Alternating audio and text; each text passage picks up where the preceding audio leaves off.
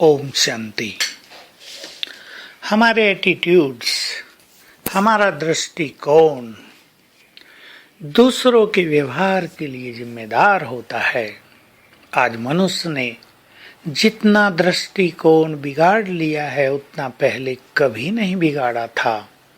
कई लोगों का दृष्टिकोण तो ऐसा हो गया है कि उन्हें संसार में कोई भी मनुष्य अच्छा नहीं लगता, जबकि संसार में अच्छे लोगों की तो कोई कमी नहीं है, क्योंकि उन्हें कहीं से धोखा मिला है, उनको बार बार अपमानित किया गया है, लोगों ने उनके भोलेपन, सरलता या ईमानदारी का दुरुपयोग किया है, फायदा उठाया है, तो उन्हें ऐसा लगता है इस संसार में सभी लोग बहुत ही खराब हैं।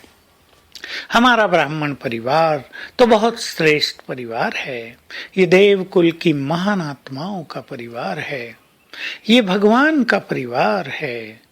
ये वो परिवार है जिसमें सभी ने पवित्रता अपना ली है। ये वो परिवार है जो सभी भगवान के कार्यों में लग गए हैं, जिन्होंने अपने जीवन को परिवर्तन करने का संकल्प कर लिया है और जो कर रहे हैं। तो हमारे इस परिवार जैसा परिवार तो और कोई हो भी नहीं सकता। ये ठीक है कि सबके अपने अपने संस्कार हैं, विचार हैं, पुरुषार्थ है, भाग्य है और राजधानी भी स्थापित हो रही है। इसमें वैरायटी होंगे। राजा रानी तो गिने चुने होंगे 108 रतन, बाकी साहूकार प्रजा होगी कुछ लाख, और से सभी तो साधारण प्रजा होगी। तो वैरायटी इसमें होना बिल्कुल निश्चित है, बड़ा नेचुरल है। सभी एक समान पुरुषार्थी हो भी नहीं सकते। तो हमें ये याद रखना है कि हम राज्य स्थापित कर रहे हैं। इसमें वैरायटी होना बड़ा नेचुरल है। दूसरी बात, हम सभी आत्माएं जन्म जन्म के साथी हैं। यहाँ वही साथी बने हैं जो जन्म जन्म साथ रहे हैं, जिनका जन्म जन्म का कर्मों का खाता है, अच्छा या बुरा। अब वो सब खाते हमारे सामने आ रहे हैं। मान लो आपके आसपास 10 लोग हैं, 20 हैं या 50 हैं। किसी से प्रेम है, किसी से टकराव है, किसी से घृणा है, किसी के लिए बदले की भावना है, क्योंकि ये सब हमारे पूर्व जन्मों का कर्मों का हिसाब किताब है। किसी ने आपको बहुत सताया हो, उसके लिए मन में बदले की भावना अग्नि की तरह दहकती रहती है। पता नहीं चलता क्यों उस व्यक्ति को देखते ही मन क्रोध से भर जाता है। ये पूर्व जन्मों का खेल है। इस समय जिनके पास श्रेष्ठ ज्ञान और योग का बल है, उन्हें अपनी भावनाओं को बिल्कुल निर्मल कर देना चाहिए।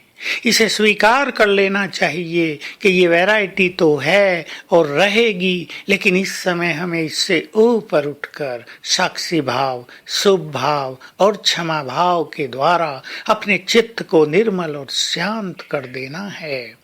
अब हम किसी से बदला लेकर क्या करेंगे? हमारी दुर्भावनाएं हमें भी कष्ट पहुंचाएंगी, दूसरों को भी कष्ट पहुंचाएंगी, और हम ईश्वरीय कार्य में भी सहभागी न बन के विघ्न पैदा करने वाले बन जाएंगे। तो सभी साक्षी भाव धारण करें। कर्मों का हिसाब किताब चुकत हो रहा है, ये याद करें। आत्माएं हिसाब लेने, कर्ज लेने आई हैं, ये याद करें। और सबके लिए एक सुंदर दृष्टि रख लिया करें। ये देव कुल की महान आत्माएं हैं, ये भगवान के बच्चे हैं। इन्होंने भी महान त्याग किया है, इन्होंने भी श्रेष्ठ पथ पर कदम रखा है। देखिए, जब हम दूसरों को ज्ञान देते हैं, कितनी भावनाएं होती हैं कि ये बाबा का बन जाए, ये भी सन्मार्ग पर आ जाए।